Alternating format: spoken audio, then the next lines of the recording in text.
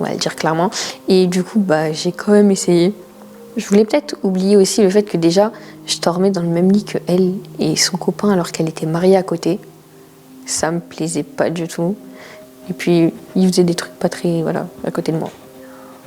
Elle voyait très bien que je devenais assez distante, bizarre. Donc elle m'a fait dormir dans... En fait, elle a déplacé un canapé. Elle l'a mis dans la cuisine. C'était un 2 pièces l'appartement. Elle l'a mis dans la cuisine et puis je dormais dans la cuisine. Porte fermée à clé, elle aussi fermée à clé. Je les entendais rigoler entre eux. Bref, plein de choses que je ne voulais pas entendre. Et du coup, j'ai passé presque 4 mois là-bas. Mon anniversaire aussi. J'ai passé mon anniversaire à pleurer dans la salle de bain.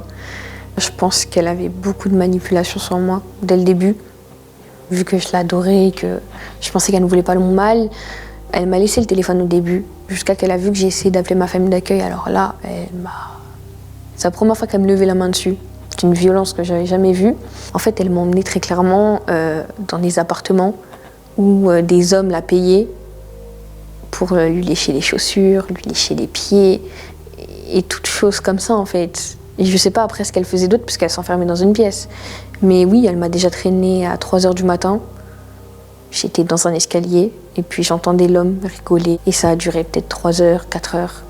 Et elle ressortait avec de l'argent. Ah oui, on va manger. En fait, ça me dégoûtait. Et je me disais non, je suis pas comme ça. J'ai évité tout l'entourage de ma mère comme ça. Donc là, très clairement, j'ai senti que c'était pas la bonne personne qui était là pour moi.